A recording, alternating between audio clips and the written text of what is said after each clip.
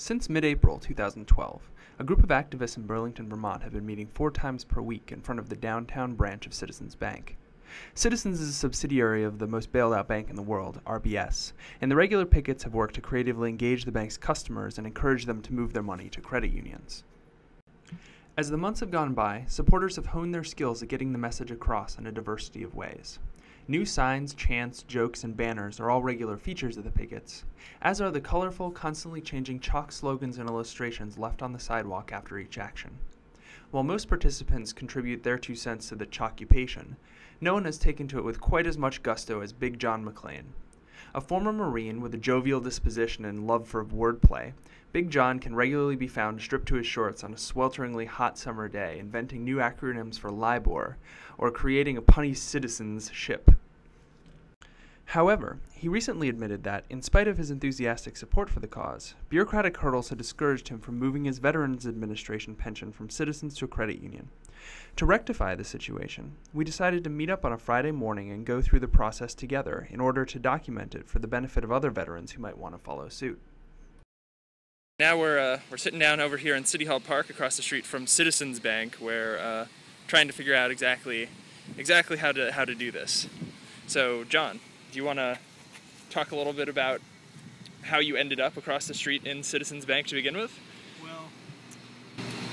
Well, in 1983 I was in Lebanon when the bombing occurred. And 10 years later or so I had a series of flashbacks to those experiences over there, and I ended up in the Veterans Homeless Shelter in Boston. And when I was in the Veterans Homeless Shelter, a guy who ran the counseling there for veterans with post-traumatic stress disorder, his wife worked at Citizens Bank. So literally all the veterans who were getting settlements with the government were being directed towards Citizens Bank, and I've been kind of entangled and chained, stuck in this bank for decades now, and I'm trying to get unentangled. When I first moved up here, this bank, Citizens Bank, made me go all the way back down to Boston to terminate a membership at a gym that for a year had been taking money out of by another direct deposit hustle.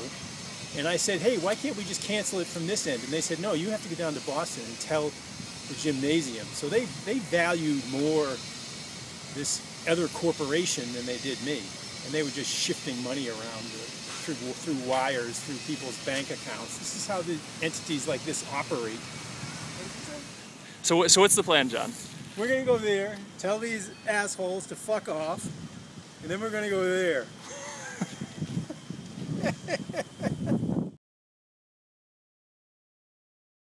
What was that like? What was the response? They told me that I have to talk to somebody in the Treasury, which is, as far as I know, down at D.C., and or someone that has to do some bureaucrat somewhere, and that they can do it themselves. That the bank itself can't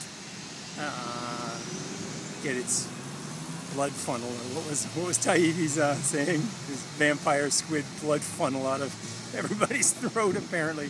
So somehow I have to get the government bureaucrats in the Treasury to extricate me from this lovely relationship. At this point, we decided it was time to get some professional assistance with our conundrum. So we headed over to Vermont Federal Credit Union, the institution where John was hoping to get his check deposited.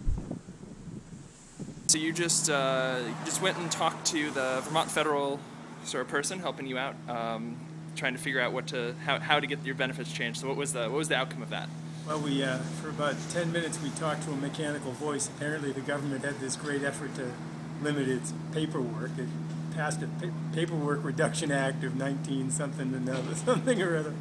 And so we talked to a mechanical animated voice who was very friendly.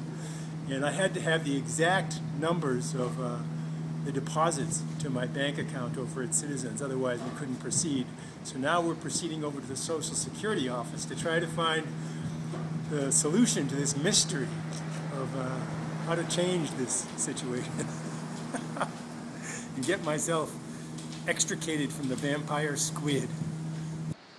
All right, so here we are at the Social Security Administration, where John is now going to also try to get his direct deposit changed out of Citizens and into the Vermont Federal Credit Union. John, you want to talk a little bit about... So where does the blood funnel begin and where does the blood funnel end? It's pretty hard to figure out. Well, here we are. We're going to try to find out what these people know about this whole situation and who has control over this money and who doesn't.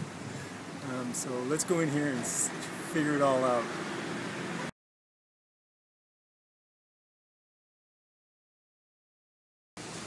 So that took about like 5 minutes once I got in front of a teller at the Social Security Administration. They were able to take the routing numbers from Vermont Federal Credit Union and switch me over from the Vampire Squid Citizens Bank, fully owned by Royal Bank of Scotland, LIBOR culprit and all.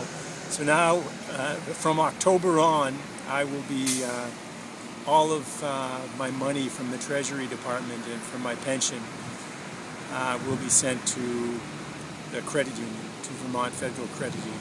It was quite easy once I got past all the people I didn't need to be speaking with. So that was it. One more stream of money has been diverted away from the too-big-to-fail financial system that crashed our economy and into the cooperative one. Every dollar matters, so if you've yet to move your money, hop to it. Your pocketbook and your community will thank you.